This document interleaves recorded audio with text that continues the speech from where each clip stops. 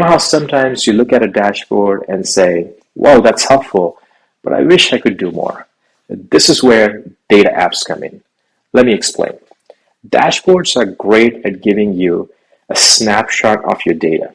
They show you some of the key trends and metrics, which is awesome if you're looking for a quick overview. But what if you want to take action from the insights you see?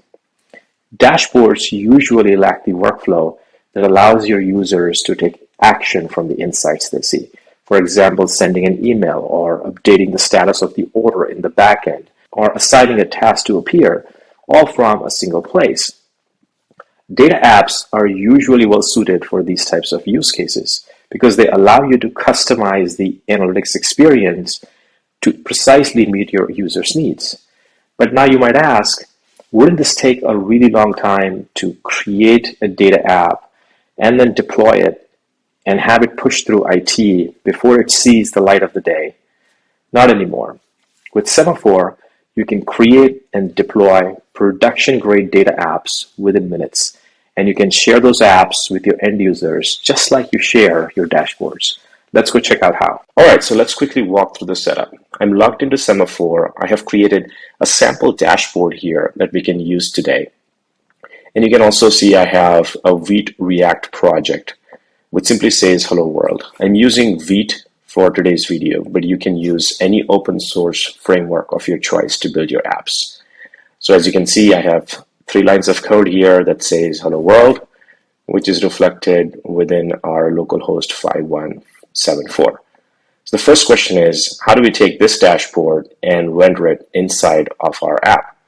To do that, you can click on the code button here, which provides you a snippet of code. You can copy this chunk of code and paste it here. Now, before we proceed any further, let's also go ahead and add our Semaphor dependencies so we can get rid of this warning. You can easily do that by coming in here and saying npm install Semaphor latest. All right, now that gets rid of the dependency, so we're good to go. Let's hit save and go back to our browser. Now you can see we have the same dashboard rendered inside of a React application. Now we're going to do a couple of things in this app. The first is we're going to add a custom header, and then we'll also add a few workflow points to some of these visuals. So let's start with the header. In the code editor here, I have created a few custom components ahead of time so we can speed up the process. So I'm going to go ahead and say I want to add header. This header is coming from my components, and go ahead, hit save. Now I have my custom header up at the top with some contact information. The next thing I want to do is I'd like to add a workflow action to sales by quota card to report any revenue anomalies to their RevOps team. And you ideally want to do that with some sort of a button that gives you a widget where you can fill out the form. Let's go ahead and do that. So back in the editor, I'm going to go ahead and add a custom cards property.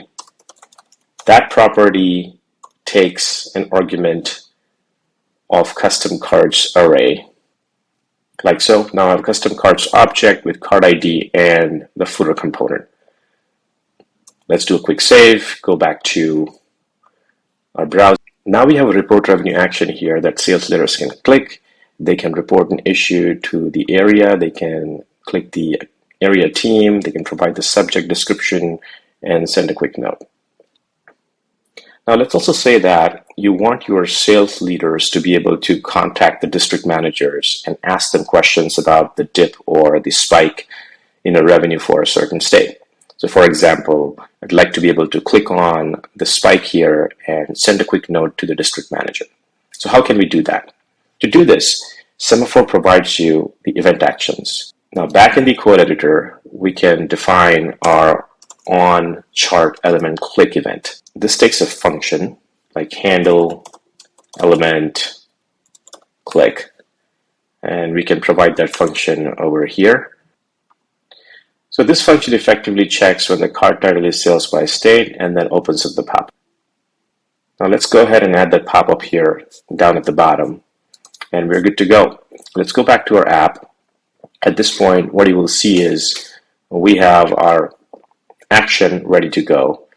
Now let's say as a sales leader, I'm looking at this dashboard and I'd like to find out why the revenue was lower for first quarter in 2023. And it looks like Utah was almost at the bottom. So I'd like to find out why. So I can click on this tip, and as you can see, we are able to transfer the state variable back into the pop-up. And then I can put in my comments to say, can you provide more details on why the sales were down last quarter?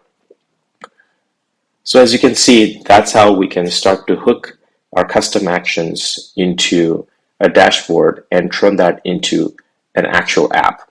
Now you have this app running on your local instance, but how can you get this app in front of your stakeholders and get their feedback so you can start improving upon this experience? Now, in the real world, you at least have to go through dozens of hurdles before you get this app published so you can share it with your stakeholders. And that's the experience we're trying to change. You can take this app as is and publish it directly to Semaphor. So let's go ahead and do that.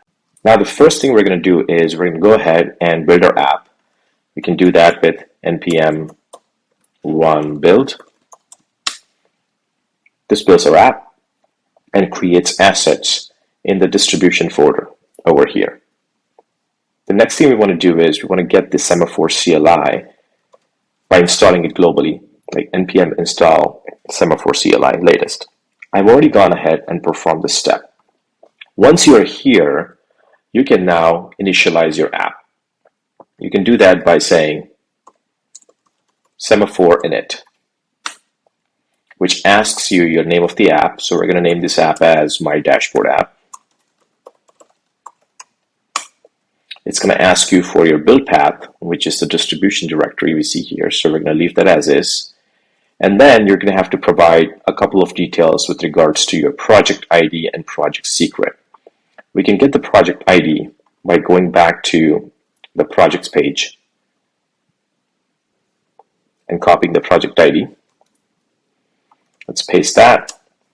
Let's go ahead and also get our project secret. And that's all is needed for us to have a Semaphor configuration file. This configuration will now allow us to publish our app to Semaphor. So let's go ahead and do that.